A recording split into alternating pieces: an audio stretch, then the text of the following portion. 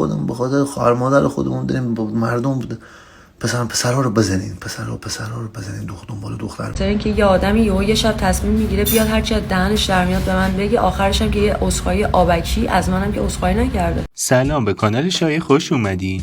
ما توی این چنل حواشی مربوط به سلبریتی ها رو بررسی میکنیم.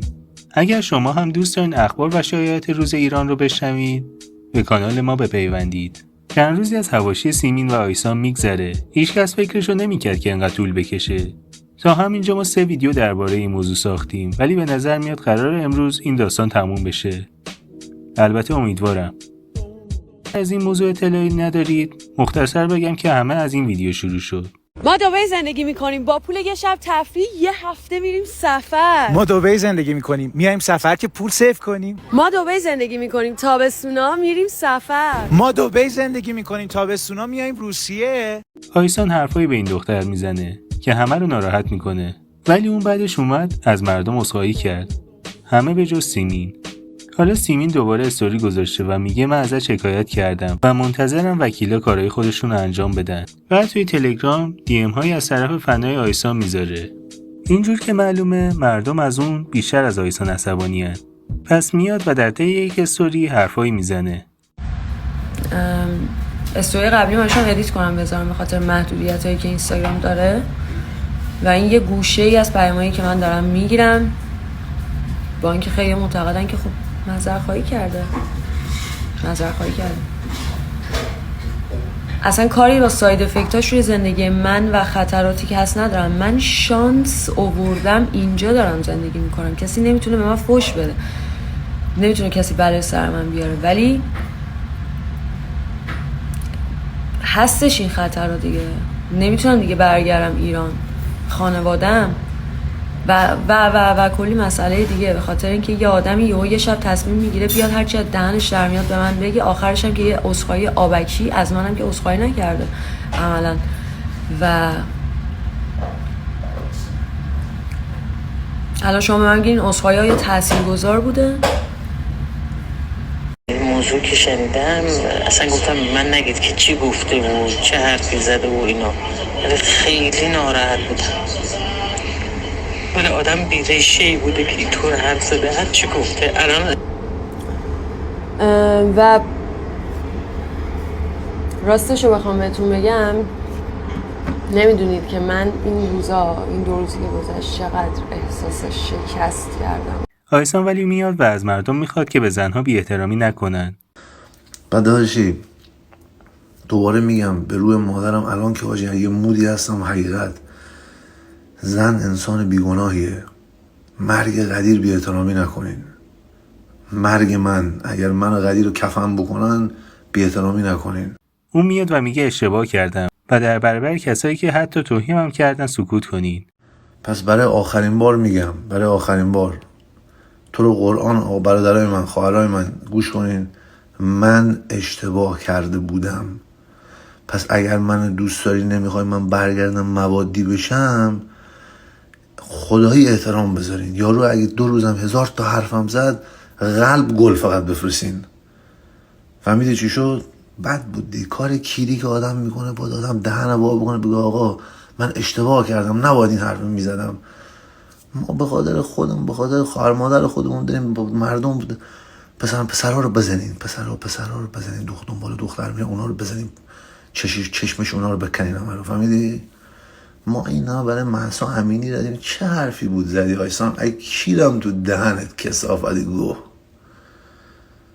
میگم خدا شاهده من اصلا دلم نمیده حیوان با ابوالفضل. الان میدونی چی ناراحت‌ترم؟ بعد درباره حرفای نزدیکاش میگه که مردم چقدر پشتشن. مثلا چند تا رفیق دارم خاک برسن. آیسان کامنت ها مردم تو رو دوست دارن، فاش میدم به اونا. میگم بابا جان کون کش، من میگم اینو درست بکنی، فاش میدم به اونا. کی اونا کیان؟ مگه با بچهای سومالی درگیر شدم؟ من با هموطن خودم جر و بحث میگم مستضعف. من با مستضعفین ایرانم برادر. من حتی آقا 2000 تا برادرای افغانی من پیجای بزرگ دارن. آقا ایسان اینا گفتم برادر این دعوای توی خونه است. چاقو که دستش نمیبره برادر جان، که برادر جان چاقو دستش نمیبره. این یه چیز توی خونه است، این بین ماست از هیچ کسی حق نره بیاد. برادر افغانی که نفس منه، که منظور میگم هیچ کسی این یه چیزیه. پس شما اگه میخواین به من واقعا حال بدین، میخواین آرامش بدین، بوس بفرستین، قلب بفرستین، خوشی بکنین. ما باید برادر، ما باید گاهی دیگه بگو دیگه چی در آخر هم تقاضا میکنه که به کسی توهین نکنید. ما باید زره باشیم برای اینا. بعد آقا این حرف آخر من میگم، هر انسانی در این دنیا آزاده است، اون زن و اون مرد، و اینو به ابوالفضل دارم راست میگم. بعد آقا من مدرسه نرفتم که. آقا من یه چیزی به شما بگم،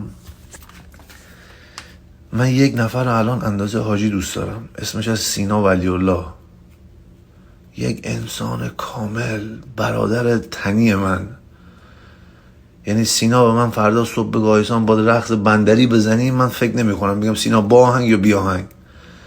این نشست با من صحبت کرد، گفت برادر هر انسانی آزاده، تو که نمیدونی هر غلطی میخوای بکنی اون بکنه این نکنه که. داداش من مدرسه نرفتم، سواد ندارم دیگه، من فقط داداش با خدا وصلم، فهمیدی؟ خودم زیاد تو این چیزای کوچیک موچیک کار نداره. بعد که با من صحبت کرد گفتم سینا جان من نفهمیدم. سینا جان از همینجا میگم برادر، جانم بخوای برات هستم. این صحبتی که تو با من کردی، نه هیچ مدیری، نه هیچ معلمی، نه هیچ ناظمی، نه پدرم، مادر که نداشتیم، هیچ کس با من نکرد. اینقدر قشنگ انسانیت رو به من نفهمون. مدیونت هستم تا آخر اون. یک چیزی در مورد انسانیت من یاد دادی که هیچ وقت فراموش نمی کنم برادر. خودم میدونستم و دوباره میگم همه شما منو بهتر از خودتون زرنگین ایرانی ها.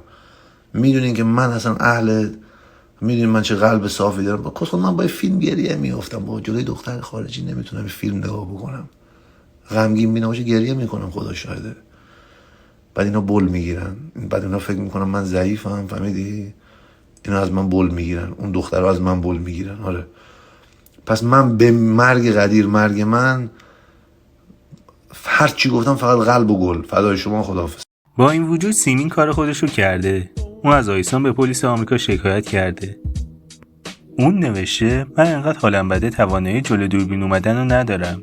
از همینجا خواستم اعلام کنم این داستان به گوش وکلای آمریکا رسیده و من دیگه نمیخوام بهش بپردازم تا ببینم نتیجه چی میشه، چون از اینجا به بعدش دست من نیست.